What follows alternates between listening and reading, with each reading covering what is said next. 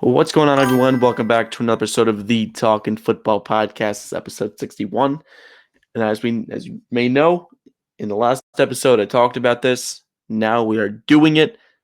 TFP Mock Draft 1.0 is here in place of a weekly recap. I wanted to get the first mock draft out a little bit earlier this year because last year, my first mock draft, or last season rather, my mock draft came out. Mock draft came out late March. Hey, why not get one out in December? Because like the CFP is right around the corner. And speaking of, it's crazy that Notre Dame is out. I don't know why that's the case, but it is what it is. We have a lot of prospects who are going to be playing in big time games in front of us. So why not have a mock draft right before that starts so you guys get a feel for who is good and who isn't. Now, we're doing this mock draft on the PFN. I haven't done a mock draft on here in a really long time. This actually, as I'm recording this, I don't know what their rankings are.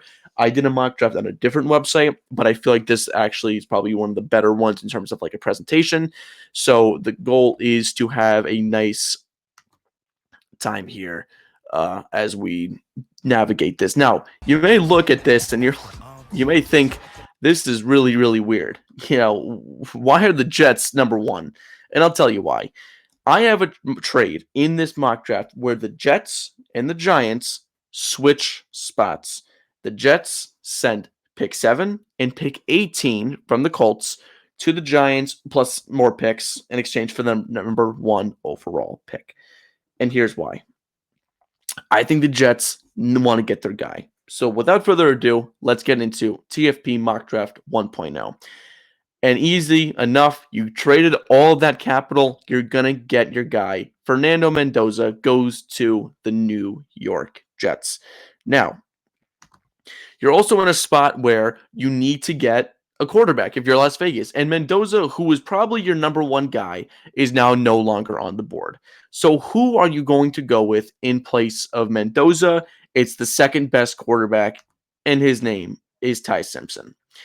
Ty Simpson has been really solid with Alabama this year. I know they had 3 losses this year, but look, outside of maybe the Georgia game and Oklahoma game wasn't great in, but he has shown a lot of poise, and I think that should give him enough credit. I think the number 2 pick here makes sense for the Raiders.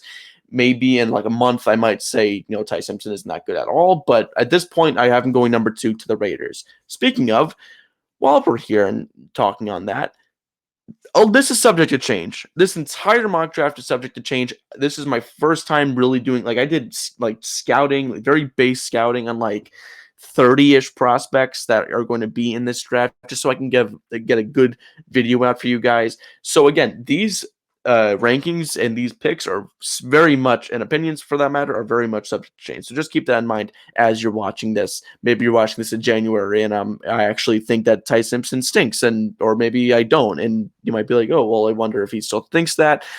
Just wait until my next mock draft. Maybe I might be posting some scouting on my Instagram at Talkin Football Pod. Might as well plug that while we're at it. So just keep that in mind as we get closer to the NFL draft.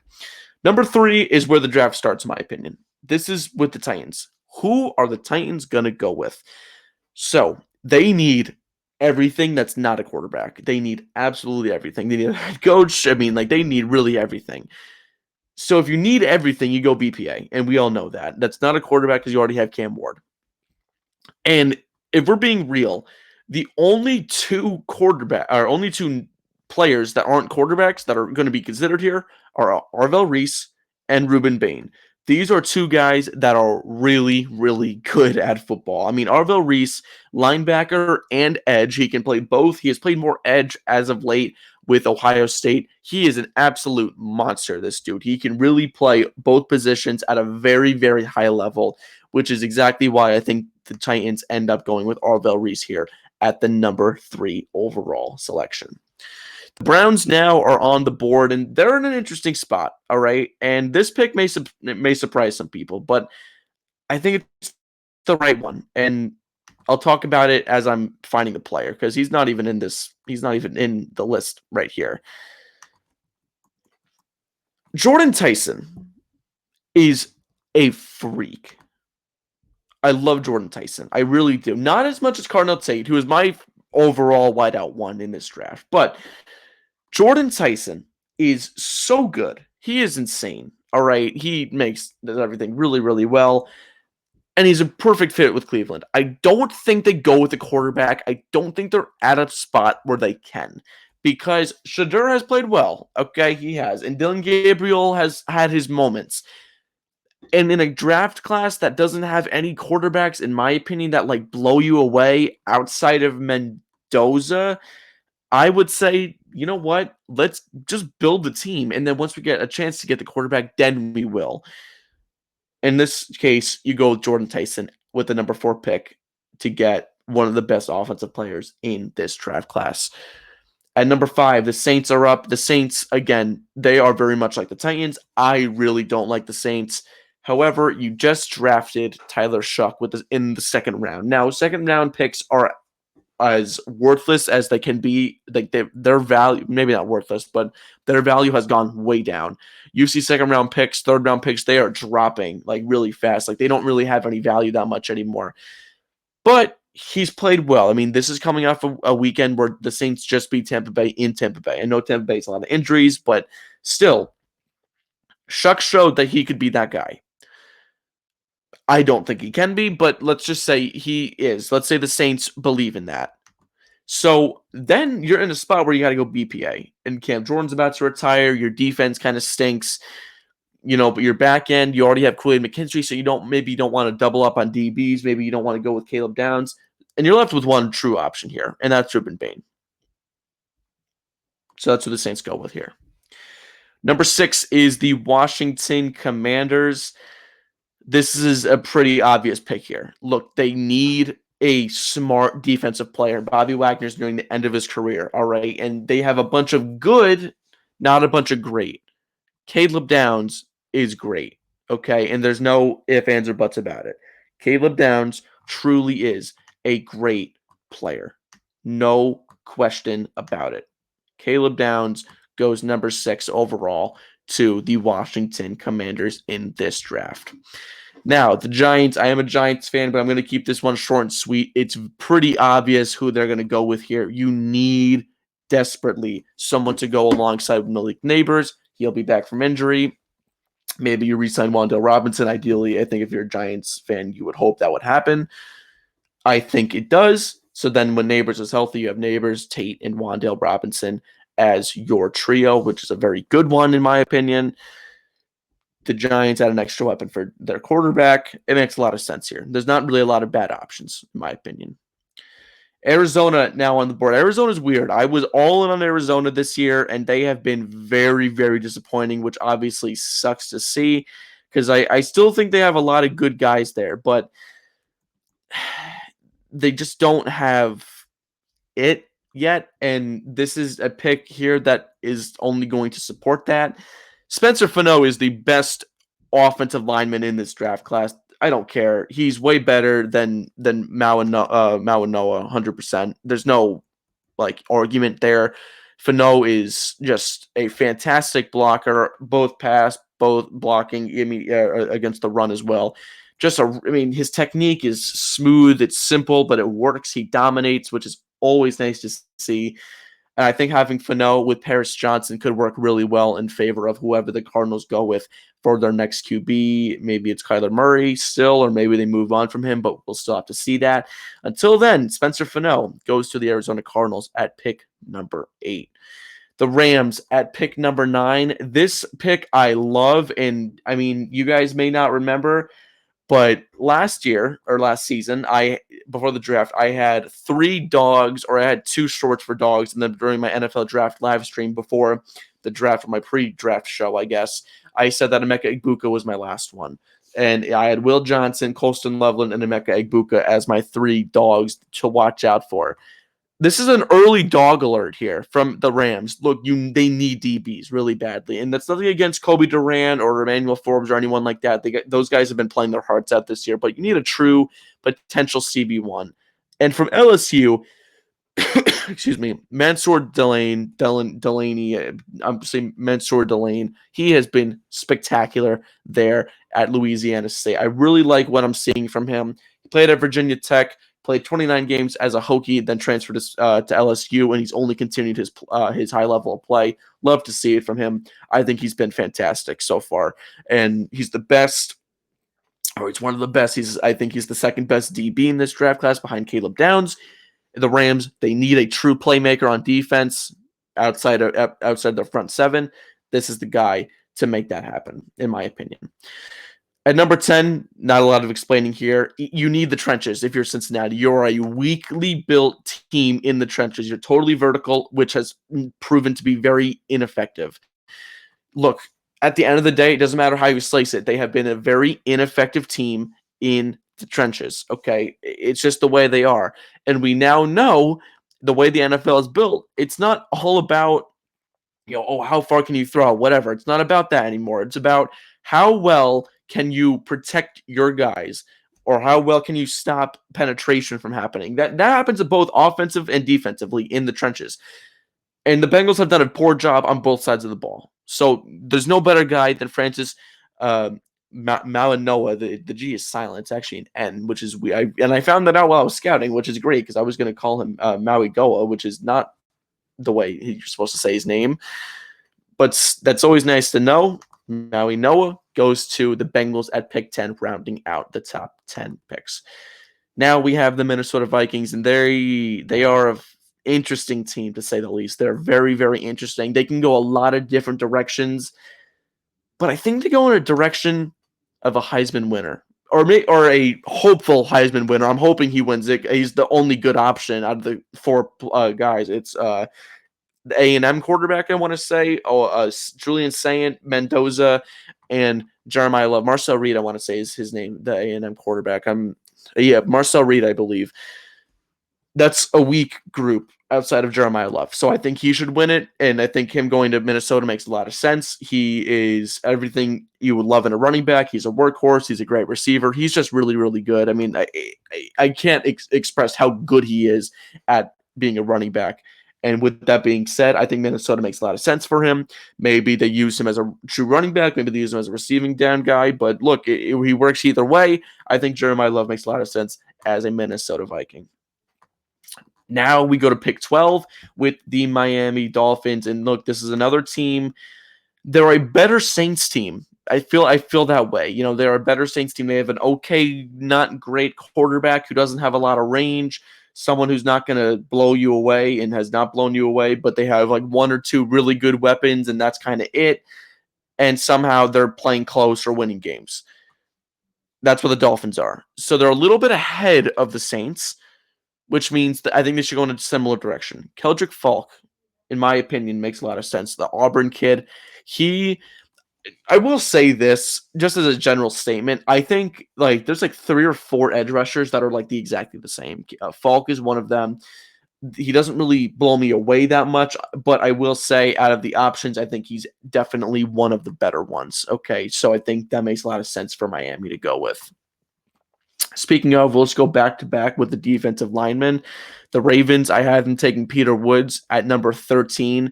Look, Madubuike needs an extra guy to help him. I mean, and he's coming off an injury next season. Peter Woods makes sense. All right. I mean, I'd like to see him become a little bit more consistently dominant, like a Dexter Lawrence type. But until we see that, I don't know how he's going to translate into the NFL. He's got a lot of good things about him, and I think the Ravens coaching staff is fantastic. They can easily, pick that out and say, look, this is what you're good at. This is what we're going to give you. He can work in any defensive scheme. We know that. We've seen the tape from Woods. So, and I think Baltimore's a good fit for him, especially in a conference or in a division rather that has a lot of pounding the rock between Judkins and whoever the Steelers running backs will be given the week. Maybe it's Gainwell, maybe it's Warren, who's been really solid this year, which is always nice to see. Those are the guys that you're going to go up against. You need a good rushing defense. I think Peter Woods will improve Baltimore's just a little bit next to Madubuike. Here we have the Chiefs. The Chiefs are an interesting team, to say the least. I will say that. I mean, they're 6-7 right now. They just lost to Houston. They got beat by Houston. That defense dominated them. And in a season like this, I would not be surprised to see Travis Kelce call it quits. Oh, you know what? We had a bad year. I'll just end it here. That's okay. I don't really feel like trying anymore. Maybe he doesn't. Maybe he says, all right, I want to end it on a high note, and he's going to play for 10 more years before he gets another Super Bowl. Maybe it's one more year. So you need a mentor. He's going to be a mentor. He's not a top tight end anymore. He's now transitioned into a mentor, which means you got to get the best tight end in this draft class. Kenyon Sadiq makes so much sense for the Chiefs. My only drawback is he's not a great blocker. He does not blow me away. Sadiq has a very good frame. He's 6'3", about 220 pounds, I want to say, but it's not a good blocker. He does not blow me away with his blocking. He's an average blocker, which is not a bad thing. I'm just saying compared to Noah Gray, even Travis Kelce, he's a pretty good blocker for the most part. I want to see Sadiq get better at that. And once he does, the Chiefs have their next Travis Kelce. Cowboys are on the clock now at pick 15, right as we get around the midpoint in the NFL draft. And look, there's really only one way for them to go, in my opinion. You just traded your former All-Pro, however you want to say it. You just traded him, all right, to the Packers, and you have had very limited pass rush. You can't expect DeMarvion Overshown to do everything. It's just not realistic, okay? So you need to get an edge rusher. Now, who is that edge rusher going to be? In my opinion, I look no farther than TJ Parker. I'm looking for him here. Again, he's one of those guys like Kedrick Falk. I think he's very similar, or they're very similar players, in my opinion. Again, we'll kind of see as the draft gets closer who's close and who isn't. I have no idea where TJ Parker is. I might be blind. Hope I'm not. But nonetheless, I think TJ Parker, maybe he's not on here. If he's not on here, then I have to change some things up, and that would be not great. TJ Parker is right here, ranked 69th. That's crazy. But TJ Parker, I have him going number 15 to the Dallas Cowboys. Thank you all for bearing with me as I was looking for him. I had no idea he was ranked that low. On the NFL Mock Draft database and on PFF, he's ranked way higher. So again, that's what I mean. Like, you'll see the rankings are way different depending on what website you use. So just remember, don't base. This is just a general rule of thumb. If you guys are doing mock drafts or you're looking at prospects, don't base your own rankings on what the websites say. Base it on your personal research. I think that's the best way to get a feel for the best prospects in your opinion. Thank you for listening to the PSA. Here we have the Carolina Panthers. Look, the Panthers, there's one player I want here, and I'll give credit to NFL Scout on Instagram. I saw this in one of his mock drafts, and I said, oh my gosh, I need this to happen. I'm an Ohio State fan. I would love to see Sonny Styles become one of the top linebackers in the NFC South and the NFC in the league. And I think Carolina makes so much sense for him. Sonny Styles is like that kind of perfect linebacker. He's a former safety. He was a 4-star safety when he was recruited by Ohio State. He transitioned to being a linebacker last year. It worked tremendously well for him because he's super fast. He's an incredible tackler. He added the weight, great work ethic. Whatever you want, that's what he is. Sonny Styles is a great player. I think Carolina makes a lot of sense for him on a team that needs some leadership in the back end there, or in the front seven rather. Really on that defense in general. I mean, outside of J.C. Horn, Derek Brown, adding a guy at the linebacker position would really help. This pick here gets me really excited, and I'll tell you why. I have Caden Proctor going to the Lions at pick 17. Taylor Decker is rumored to be going potentially into retirement. Not official, but the rumor is that he's contemplating it. And if you're contemplating it, it means you most 7.2 times out of 10, you probably will. So I say Caden Proctor goes to the Lions. There's a couple reasons why. First off, he is crazy athletic. Alabama, keep in mind, this dude is like, don't joke. He's 6'7", 360 pounds. He's a huge guy. He's huge. Alabama ran screens to him as an offensive tackle out wide, and he was getting 10-yard gains. If you know anything about Detroit, they love running that stuff. They love running that stuff.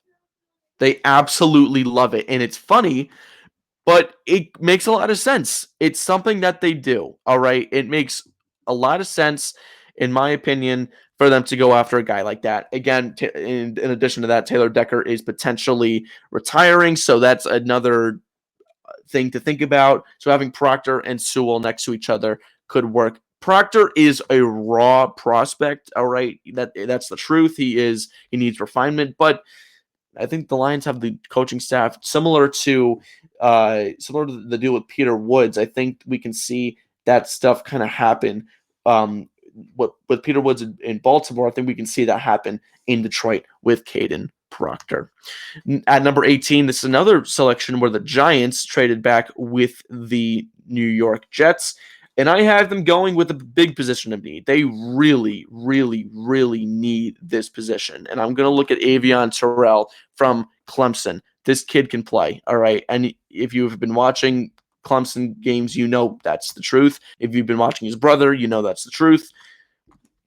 Simply put, here, you need a corner here to match up outside of whether maybe that's Flood or Adebo or Phillips. It doesn't really matter who. You need Terrell to boost that secondary. So I do think he's a little bit aggressive, but outside of that, I think he's a really good corner, and like aggressive in a bad way. I think like sometimes he overcommits, and that is not a good trait to have as a DB, but I take it with a grain of salt. I don't think it's that bad. At pick 19, I have C.J. Allen going to the Tampa Bay Buccaneers. C.J. Allen is a top 3 linebacker in this draft class. I think Sonny Styles is the best one. Arvell Reese is, I don't know where you put him. Sonny Styles is the best linebacker, pure linebacker. C.J. Allen is close behind. Then obviously Jacob Rodriguez from Texas Tech, in my opinion, he's number 3. He had an outstanding year. If he's going to declare, I'm assuming he will. So just keep an eye out for that. C.J. Allen, keep in mind Levante David's about to retire, or he will at some point. He's starting to slow down a little bit. You need someone to give the reins to, and I think C.J. Allen is that kind of guy to do that. Number 20, the number 3 pick will find, or number 3 prospect will finally come off the board. That's Dante Moore. Dante Moore is 20 years old. I mean, he's young, all right? He's really, really young. I think Dante Moore falls to Pittsburgh. Pittsburgh has had like 20 years of gunslinger pocket passers with Ben and with Aaron Rodgers. And plus, I mean, obviously you have the Wilson years, or the Wilson year, and the backup quarterback years. But outside of that, they haven't had much. Excuse me, and the Kenny Pickett years, obviously, but he was a gunslinger too. Dante Moore is not a gunslinger. He is a very athletic quarterback, and that gives the Steelers a nice change of pace. Speaking of the Saints trade up to number 21 in this mock draft with the Philadelphia Eagles. I think this trade makes a lot of sense for both sides. Philly is on the downfall a little bit, and they need to trade back. They're going to pick up some picks. They're going to pick up pick 36 and pick 72, plus more than that, obviously. But I think those are the picks in this year's draft that makes sense for the Saints to trade up. And look, I mentioned, maybe you might not get your guy here. Lenora Sellers goes number 21 to the New Orleans Saints. Call me crazy, but I think it makes sense. I actually think it makes a lot of sense. This makes so much sense to me. Lenora Sellers is the perfect guy to go to the Saints. And it's hard for me to explain, but something about Lenora Sellers to the Saints makes sense to me. It's hard for me to explain it, but he is mobile. He is like the new almost Lamar Jackson kind of type. He does everything right, in my opinion.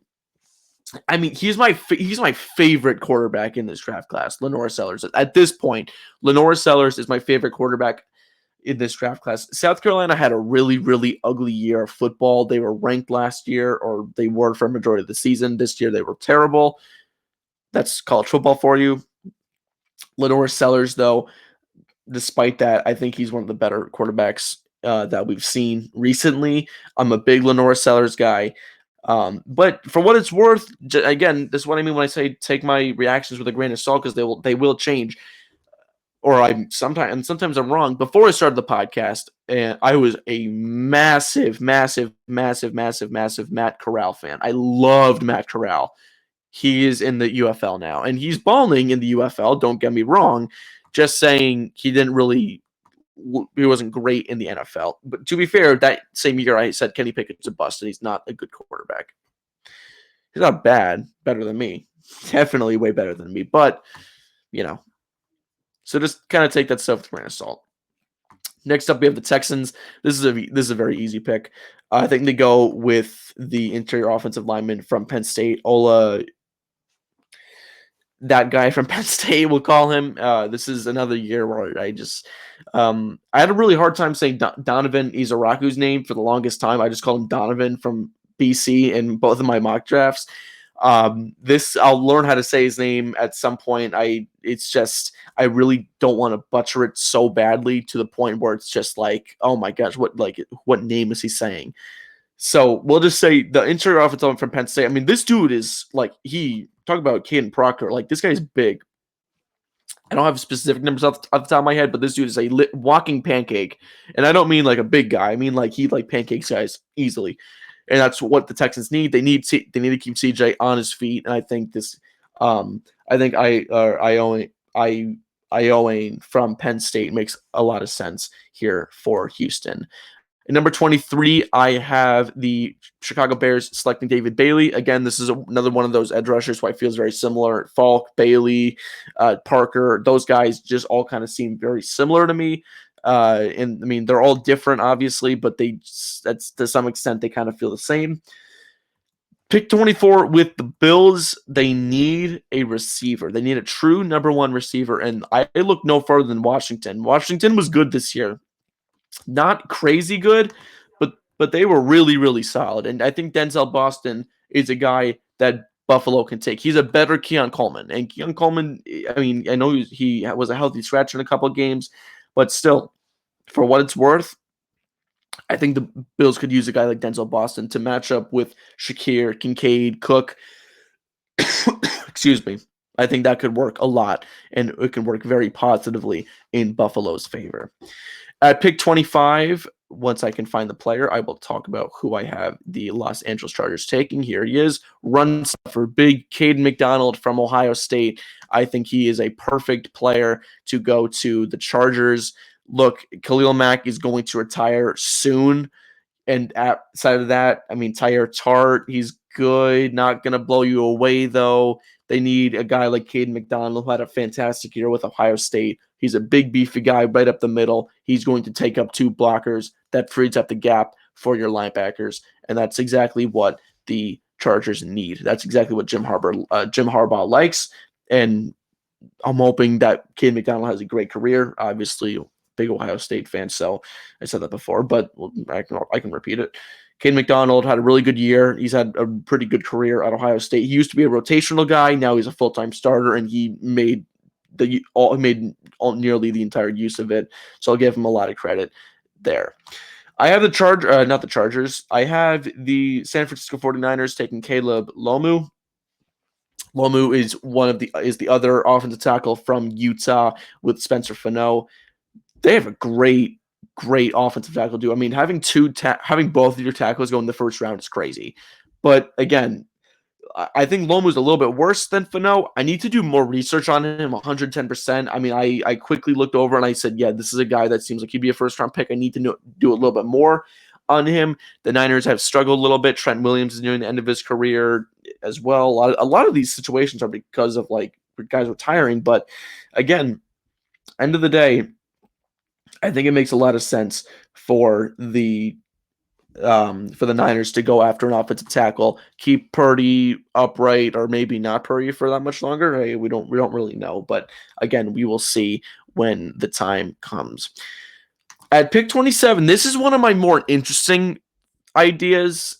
This player is, in my opinion, again, he's one of this very similar edge rushers. I kind of need to do more research here just to kind of be able to differentiate these guys at a higher level than what I have. If I can find him, that would be fantastic. We have another issue here.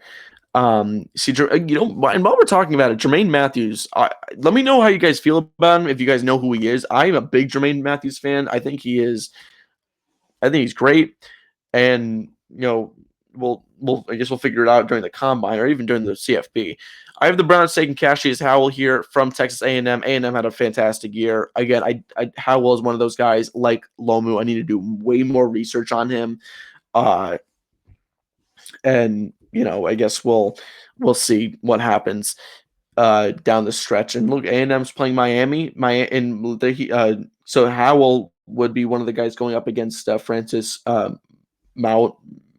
What's his name? I'm totally Francis Mauanoa. Francis Mauanoa. He's going to be one of those guys going up against him. So again, something to keep an eye on there. Back-to-back edge rusher selections. I have the Cowboys going double, actually. So back-to-back in terms of the pick, and then back in terms of back-to-back edge rushers, and back-to-back in terms of the Cowboys. I have 2 edge rushers selected in this draft. And the reason why I did this was one reason. It's because of the Falcons. The Falcons last year, they selected Jalen Walker and they selected James Pierce. And all of a sudden, their pass rush is one of the better ones in the NFL. Not one of the more elite ones, but they're definitely they've improved substantially because of this. And I think the Cowboys could use this. Uiagalelei from Oregon, he is obviously DJU's brother. He has been very good. I think he's probably the best out of the family. He has done a really good. I mean, he's more of a silky smooth pass rusher, I guess, if that makes sense. He's not going to rush you down and like pancake you like an Aaron Donald type, but he's definitely a little bit more silky. Not like, I don't want to call it Kayvon Thibodeau thin, but it's kind of like that same thing here. I feel like he's a little bit leaner. I think leaner is a better word to say. He's not super big. He's lean, but that gives him an athletic burst, which is just lethal if he can get that going with the Cowboys. So I have him going number 28 to Dallas. At number 29, this is where I have the first wild card, Jermod McCoy. McCoy has a lot of talent. We all know that, okay? But he's coming off an ACL injury he suffered while training. Those are the hardest ones to come back from, in my opinion, because you're not even going full 100% while you're training. And if you tear your ACL, then what does that say about you if you're going to be actually playing? That's my biggest thing. He has so much talent, great in man. He's solid in zone. His speed isn't mind-blowing, but it's pretty good for a corner. It's hard for me to judge him when you're just tore your ACL and you missed the entire season. I don't know. I don't think it would have made that much of an impact on Tennessee's season to begin with. But then again, I guess we'll never know. I don't think McCoy is a great player. He just falls because of his injury history, and that's really my only comment I have to say about him. I think he's a great player, and I know for a fact McCoy is going to have a really good NFL career, or maybe not for a fact, but I have a good feeling at this point that McCoy is going to have a good career. He just has to come over the injuries. At pick 30, I have the New England Patriots going with a wide receiver and Chris Bell from Louisville. Chris Bell is a big, deep threat, one-on-one kind of, maybe not a deep threat. He's a big jump ball receiver. I think it's a better way to put it. Chris Bell has done a fantastic job with Louisville, one of the better receivers in this draft class. And the reason why Bell goes over Lemon in this case is because the Patriots already have a Lemon type. They already have Pop Douglas, and they don't need another one of them. Having 2 of those slot receivers, you're going to get lost in the shuffle. And with that being said, it just doesn't make sense for the Patriots to go after Lemon in this scenario. But don't worry, a little spoiler, he will be coming off the board soon. I do think, while we're talking about going back-to-back, I think the Rams double down in the corners. Look, it's your weakest position in terms of depth. Outside of like a couple of guys I mentioned before, Durant, Forbes, it's not insane. Okay, we all know that. I think they double down on Colton Hood. I was between Colton Hood and Brandon Siss, I think his name is, from South Carolina. I was scouting him briefly as well. He's a really, really solid player, but I think at the end of the day, it makes more sense for Colton Hood to go to the Rams. So that would be 2 Tennessee corners going in 3 picks near the end of the first round. To finalize the first round, I have Mekhi Lemon going to the Denver Broncos. I think it makes a lot of sense for that to happen. Look, they have a decent receiving core, nothing that's going to wow you. Sutton has been very consistent throughout his career. Mims is good. I'm blanking on the other receivers. I'm totally lost. I don't know why I can't think of any more of them, but they need another one of those guys in the pack. All right, it's just the way it works. You need someone else there to kind of like be like, yeah, we need one of these. All right, so that's what I think personally is going to happen in the draft. Again, we'll see what kind of happens there. It's definitely going to be an interesting one. But this is what I think is going to happen as of December. Let's see, December 9th or December. Well, I'm uploading this on December 10th, but on December 9th, I think that's what's going to happen. So that's what my opinion is. It's going to change 100%, no doubt about it. It is going to change. So don't be like, yep, this is locked in. This is what's going to happen. It's not at all. It's not what I believe. Yeah, I believe it now, but maybe in a month or month and a half, maybe even a week, I might not say like, you know what, I was wrong about this. He shouldn't be going in the first round. But that's the fun in the draft. It's all about scouting and it's all about having fun. And you know what? Speaking of scouting, I'm planning on already doing some scouting reports on a couple of the bigger known players. If you have any players that you want me to do some scouting reports on, maybe from your favorite team, maybe like let's just say you're like a Tulane fan. I know you have Retzlaff. That's about it. All right. So if you have like an elite pull from the Tulane team, or maybe you're a fan of like East Carolina. I mean, Siobhan Revell just came from there, and he was one of the better prospects in last year's draft. Maybe you like him, or like a player like him. I don't know that, so let me know in the comments who you'd like to see as a potential scouting option. All you gotta do is comment. It's easy. Just say I want to see yada yada yada. Makes my life easier so I can get content out that you guys want to see. And that'll be posted on my Instagram at Talkin Football Pod, as always. This is Talkin Football, and that's what I got to say about that.